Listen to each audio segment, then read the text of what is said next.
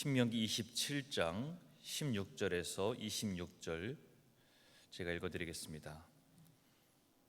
그의 부모를 경홀히 여기는 자는 저주를 받을 것이라 할 것이요 모든 백성은 아멘 할지니라. 그의 이웃의 경계표를 옮기는 자는 저주를 받을 것이라 할 것이요 모든 백성은 아멘 할지니라. 맹인에게 길을 잃게 하는 자는 저주를 받을 것이라 할 것이요 모든 백성은 아멘 할지니라. 객이나 고아나 과부의 송사를 억울하게 하는 자는 저주를 받을 것이라 할 것이요 모든 백성은 아멘 할지니라. 그의 아버지 아내와 동침하는 자는 그의 아버지의 하치를 드러냈으니 저주를 받을 것이라 할 것이요 모든 백성은 아멘 할지니라. 짐승과 교합하는 모든 자는 저주를 받을 것이라 할 것이요 모든 백성은 아멘 할지니라. 그의 자매 곧 그의 아버지의 딸이나 어머니의 딸과 동침하는 자는 저주를 받을 것이라 할 것이요 모든 백성은 아멘 할지니라. 장모와 동침하는 자는 저주를 받을 것이라 할 것이요 모든 백성은 아멘 할지니라. 그의 이웃을 암살하는 자는 저주를 받을 것이라 할 것이요 모든 백성은 아멘 할지니라. 무지한 자를 죽이려고 뇌물을 받는 자는 저주를 받을 것이라 할 것이요 모든 백성은 아멘 할지니라. 이 율법의 말씀을 실행하지 아니하는 자는 저주를 받을 것이라 할 것이요 모든 백성은 아멘 할지니라. 오늘 말씀이 좀 어렵습니다. 역시나 계속되는 모세의 설교입니다. 좀 싱거운 생각입니다만 오늘 이 말씀을 읽으면서 이런 생각을 해봤어요. 계속되는 이 모세 신명기 설교처럼 제 설교가 이렇게 길면 과연 들을 사람이 몇 명이나 될까, 그런 생각이죠. 나는 과연 이렇게 길게 설교할 수 있을까, 그런 생각을 잠깐 해봤습니다. 그러면서 또 드는 생각이 출애굽기 3장에서 지금 이 모세 처음 호렙산 떨기나무, 가시떨기나무 아래에서 하나님이 불러서 이스라엘 백성들 애굽에서 이끌어내라는 그 말씀에 이 모세가 처음에 뭐라 말합니까? 출애굽기 4장 10절에선 오 주여, 나는 본래 말을 잘하지 못하는 자니이다. 주께서 주의 종에게 명령하신 후에도 역시 그러하니 나는 입이 뻣뻣하고 혀가 둔한 자니이다. 그렇게 말해요. 이렇게 출애굽하기 전에 초창기의 모세의 모습이 어떻습니까? 나는 말주변도 없고 혀가 둔한 자라 그랬던 모세예요. 사실 제가 어제 혀를 좀 심하게 깨물어가지고 제 혀가 좀 둔해요. 아마 이러지 않았을까 생각을 해보는데, 이렇게 하나님의 인도하심을 경험하며 또 광야에서 그 많은 일들을 경험을 쌓으면서 이제는 말도 잘하고 조목조목 하나님의 말씀을 이리도 잘 선포할 수 있지 않았을까. 그렇게 말주변이 없는 사람이었다고 했는데 이렇게 몇 주간에 걸쳐서 우리가 보고 있듯이 참 말씀을 잘해요. 오래 하고. 여러분, 신명기는 34장으로 구성되어 있는데요, 1장에서부터 30장까지가 다 모세 설교입니다. 그렇게 두 번째 십계명을 받은 다음에 그 말씀을 전하는 지금의 이 모세, 호렙산의 모세와의 모습과는 전혀 다른 모습이에요. 아주 유창하고 언변도 뛰어나고 호소력 또 권위, 무엇보다 이 말씀 한 구절 구절이 은혜로 가득가득 채워져 있습니다. 또 드는 생각이에요. 그만큼 이스라엘 백성들을 생각하는 마음이 컸기에 그러지 않았을까. 거듭 말씀드립니다만 지금 광야 40년의 동고동락을 한 백성들을 저 미지의 땅 가나안, 하나님이 주시겠다 약속하셨던 그 약속의 땅으로 보내야 되는 상황입니다. 지금 할 말을 하지 못하면 앞으로 영영 말을 할 수가 없을지도 몰라요.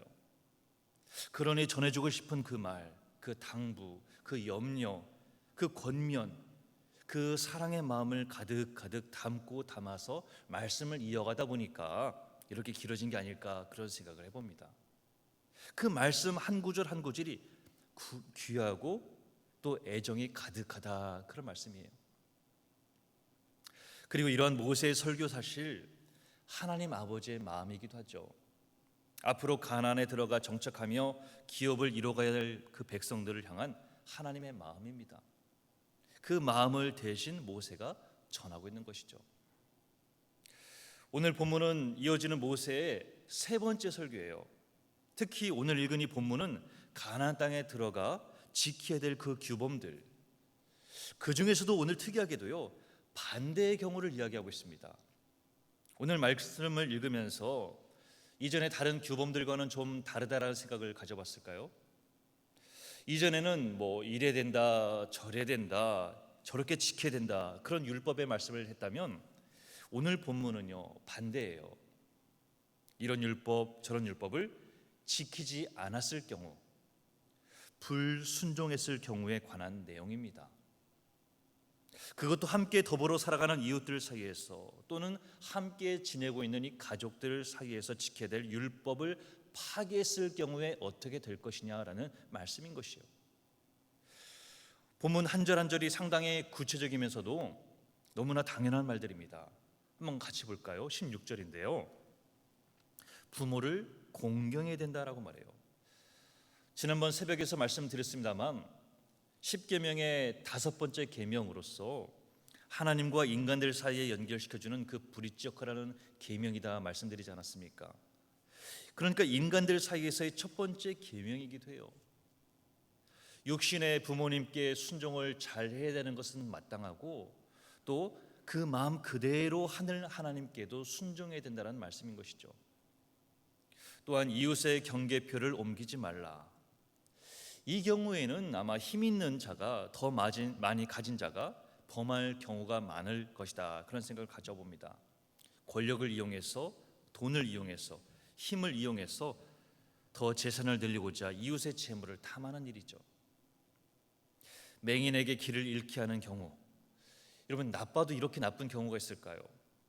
빛을 볼 수 없기에 평생 어둠 속에 갇혀 살아야 되는 그런 몸인데, 그런 약한 자를 돕지 못할 망정 잘못된 길로 안대하여서 길을 잃어버리게 만든다면 그런 건 절대로 못할 짓 아니겠습니까? 같은 맥락으로 사회적 약자의 송사를 억울하게 하는 것도 그렇고요. 20절 이하에 보듯이 근친상간, 짐승과 규합하는 짓들, 일찍이 레위기 18장에서 가증한 풍속을 따르지 말며라고 누누이 강조하며 그렇게 금하였던 계명들입니다.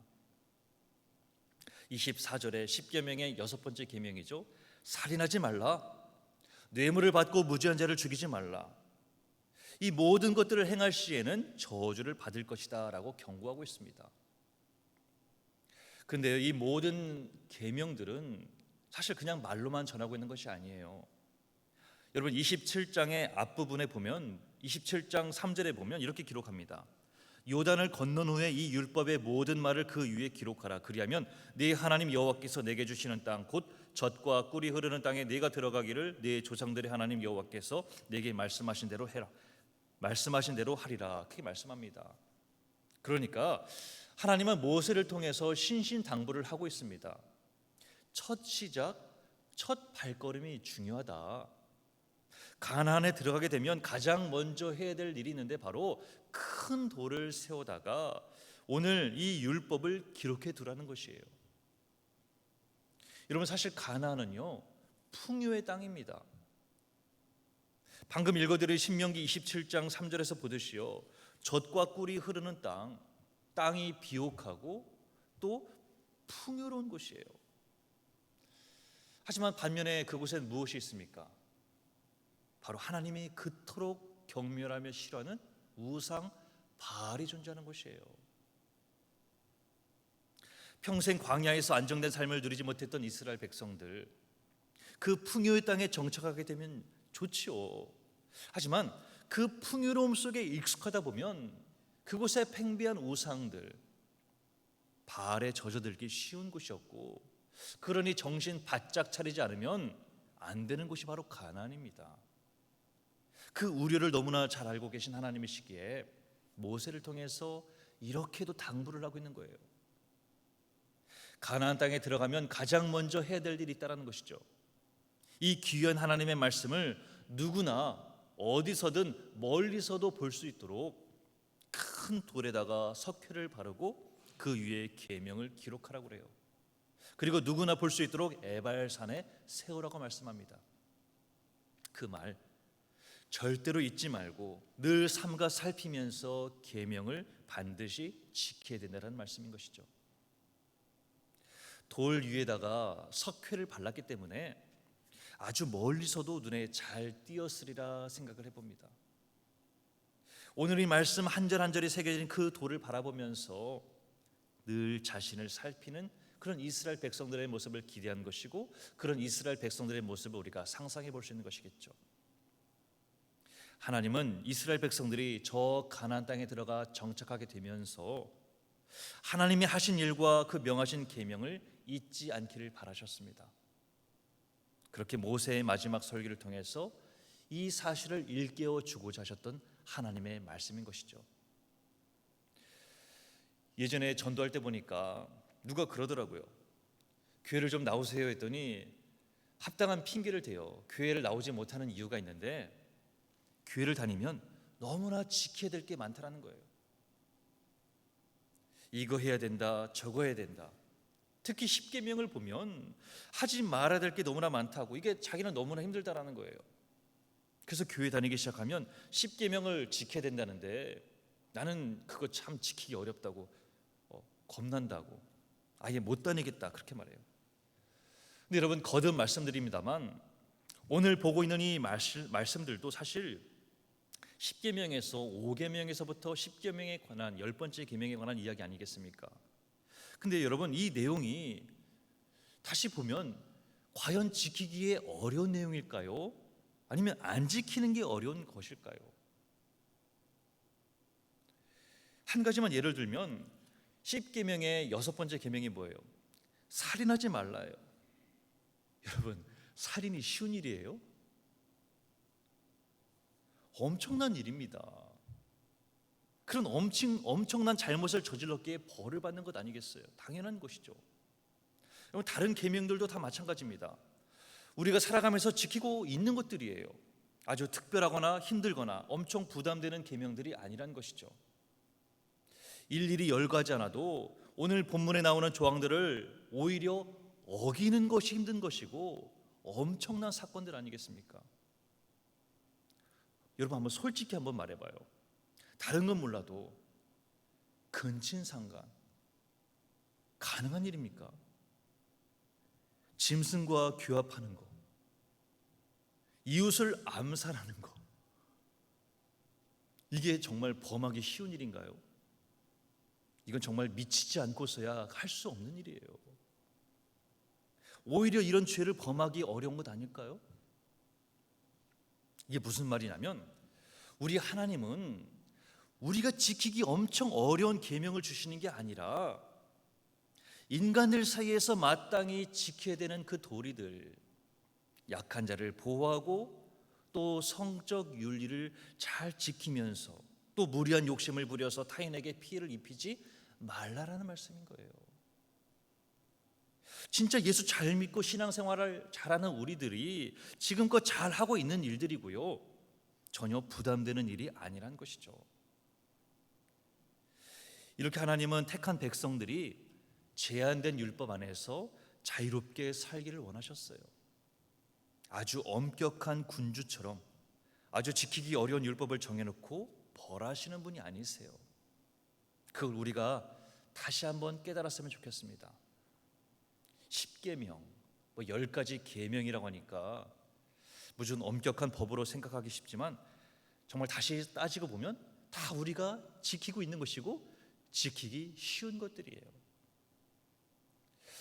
여러분, 그리고 오늘 중요한 사실 한 가지는 에발산 위에 세워진 이 계명이 적힌 돌을 바라보며 살게 되는 이스라엘 백성들이지만, 정말 중요한 것은 돌이 아니라 마음에 새기고 삶 가운데 실천하며 살아야 된다는 것입니다.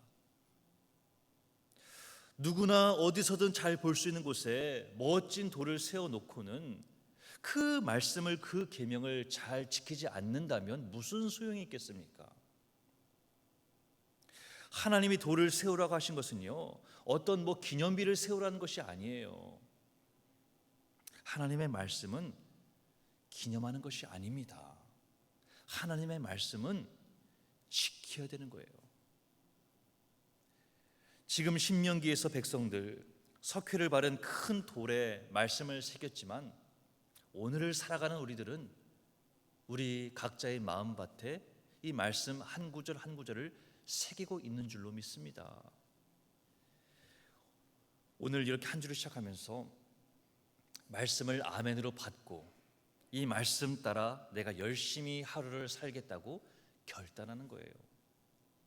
아무리 현실이 답답하고 또 타협하기를 유혹한다 해도요, 진정한 성도의 삶이라는 것은 절충과 타협이 아니라 반박하는 것이고, 또 안주하는 것이 아니라 도전하는 삶인 거예요. 어떻게 보면 오늘을 살아가는 우리들, 또 다른 의미의 풍요의 땅 가나안에 살고 있다 해도 과언이 아닐 것입니다. 경제가 발전하고 물질이 풍부한 시대, 돈으로 모든 것을 할 수 있을 것 같은 시대 속에 어쩌면 오늘 우리는 오늘날의 바알과 하나님 사이에서 갈등하고 있는 것이 아닐까 생각을 해봐요. 오늘날 세상의 약한 자는 더욱 약해지고, 가진 자는 현실에 안주하며 더 많은 재산을 늘리고자 안달이 난 것 같다는 생각입니다. 더 많은 쾌락을 쫓고 더 열심으로 성적으로 타락하고 정말 하나님 없는 것 같은 삶을 살아가고 있어요. 정말 이런 바알이 가득한 세상 속에 참 하나님을 섬기며 말씀에 순종하기로 결단하며 산다는 것이 때로는 큰 도전이고 큰 과제 아닐 수 없습니다. 그렇기에 사실 오늘 이 신명기의 말씀은 오늘을 살아가는 우리들에게도 귀한 도전과 다짐이 아닐 수 없다는 거예요. 부디 저와 여러분은 이 하나님의 말씀을 그냥 문자나 글, 그냥 기념비로 간직할 것이 아니라 처절한 몸부림 속에, 삶 속에 녹여내고 그 말씀을 살아낼 수 있길 간절히 바랍니다.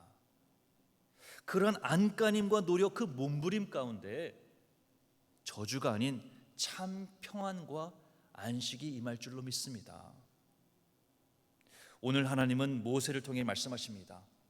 28장 1절 말씀인데요, 네가 네 하나님 여호와의 말씀을 삼가 듣고 내가 오늘 네게 명하는 그 모든 명령을 지켜 행하면 네 하나님께서 너를 세계 모든 민족 위에 뛰어나게 하실 것이라 말씀합니다. 기도하겠습니다. 주님께서 가나안 입성을 앞둔 이스라엘 백성들에게 하나님의 말씀을 새기고 말씀 앞에 공동체 전체의 화답을 요구하셨듯 우리들에게도 동일한 요구를 하시는 줄 압니다. 주님, 우리 모두가 각자의 가나안에 하나님의 말씀을 품고 들어가 하나님 사랑, 사람 사랑을 실천하도록 도와주시옵소서. 비록 손해를 보고 힘에 겹더라도 하나님의 말씀을 포기하거나 참 인간다움을 포기하지 않도록 도와주시옵소서. 정말 정신 나간 이 세상 속에서 복음에 미친 우리를 통해 하나님의 질서가 회복되기를 바라고 하나님의 나라가 한층 더 확장될 수 있도록 저희들을 사용하여 주시고 인도하여 주시옵소서. 오늘 하루도 동행하실 예수 그리스도 이름으로 기도합니다. 아멘.